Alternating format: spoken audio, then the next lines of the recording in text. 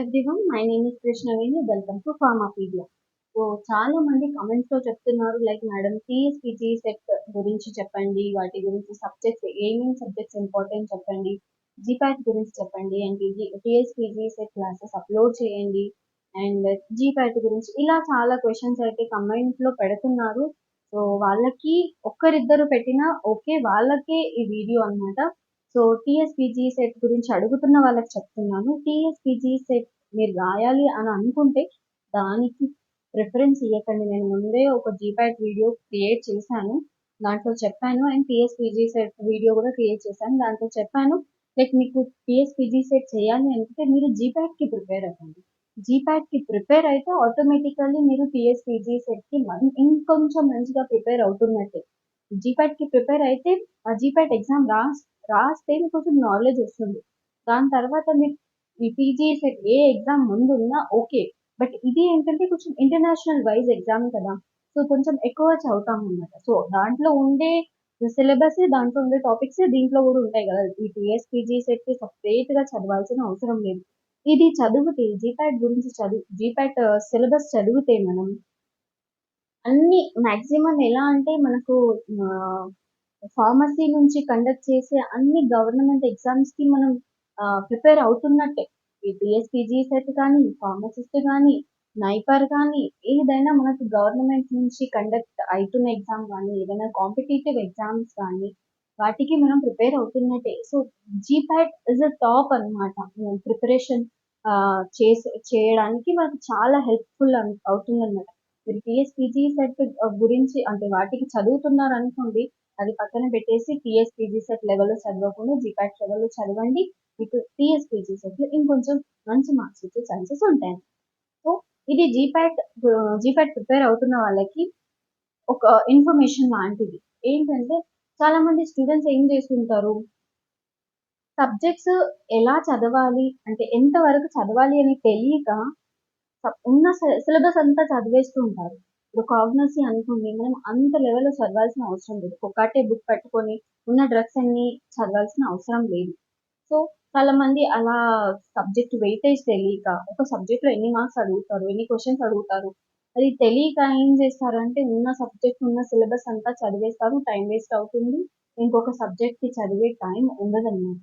So ఆ students కి ఈ ఇన్ఫర్మేషన్ యూస్ఫుల్ అవుతుంది. వీలైతే వాళ్ళకి షేర్ చేయండి వీడియో చూసిన తర్వాత. సో చూడండి ఒకసారి.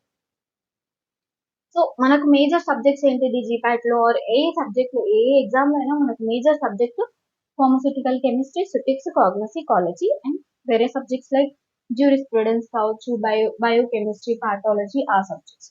సో ఇక్కడ మనకి సుటిక్స్ అంటే ఫార్మస్యూటికల్ కెమిస్ట్రీ నుంచి 38 క్వశ్చన్స్ అడుగుతారు జీపాట్ లో. 38 క్వశ్చన్స్ అంటే each question carries how many marks, 4 marks అంటే 152 మార్క్స్. ఫార్మస్యూటిక్స్ లో దాంట్లో కూడా 38 క్వశ్చన్స్ అడుగుతారు, 152 మార్క్స్ వస్తాయి. ఫార్మకాగ్నసీలో ఓన్లీ 10 క్వశ్చన్స్ మాత్రమే అడుగుతారు, దాంట్లో 10 into 4 40.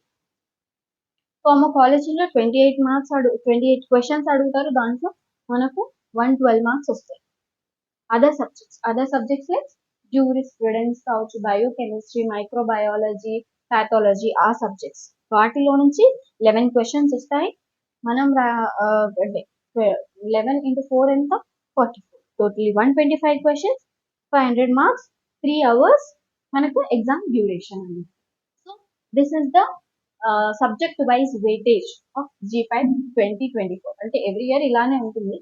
So this is the way అన్నమాట. మనం ఇక్కడ మీకు తెలుసుకోవాలి, లైక్ మనకి మనం ఏ సబ్జెక్ట్ కి ఎక్కువ ఇంపార్టెన్స్ ఇవ్వాలి. అదర్ సబ్జెక్ట్స్ కి ఓన్లీ 11 మార్క్స్, కానీ ఈ 11 మార్క్సే చాలా ఇంపార్టెంట్ అనమాట. దీంట్లో మనకు జ్యూరిస్ప్రుడెన్స్ ఉంటుంది, అండ్ మైక్రోబయాలజీ, బయోకెమిస్ట్రీ, ఆ సబ్జెక్ట్స్ నుంచి కూడా క్వశ్చన్స్ అడుగుతారు. కానీ jurisprudence is the most important subject అనమాట దీంట్లో అదర్ సబ్జెక్ట్స్ లో.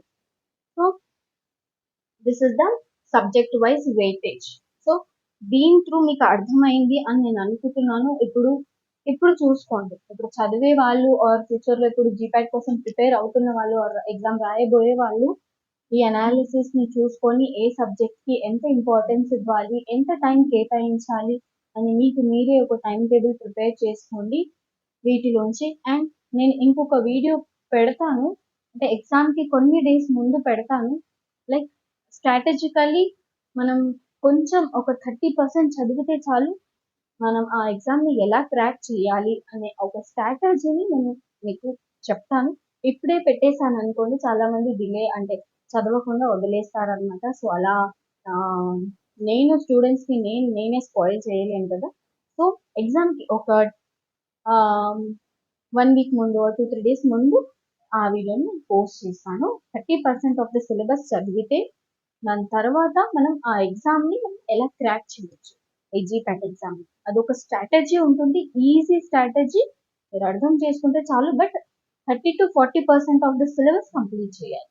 అది చేసిన వాళ్ళకి ఆ స్ట్రాటజీ వర్కౌట్ అవుతుంది. మిగిలిన వాళ్ళకి వర్కౌట్ అవ్వదన్నమాట. సో, 30-40, 50% అలా సబ్జెక్ట్‌ని కంప్లీట్ చేసుకోవడానికి ట్రై చేయండి. ఆ స్ట్రాటజీ మీకు వర్కౌట్ అవుతుంది. So, thank you. I hope ఈ వీడియో కూడా మీకు హెల్ప్ అయితుంది అనుకుంటున్నాను. జీపాట్ ఎవరెవరైతే ప్రిపేర్ అయితున్నారో వాళ్ళకు ఈ వీడియో షేర్ చేయండి. సో దట్ మీరు వాళ్ళ టైంని సేవ్ చేసినట్టు అయితుంది. అండ్ ఈ ఛానల్‌ని సబ్స్క్రైబ్ చేయండి, లైక్ చేయండి, కామెంట్ చేయండి. And all the best for your exam. Thank you.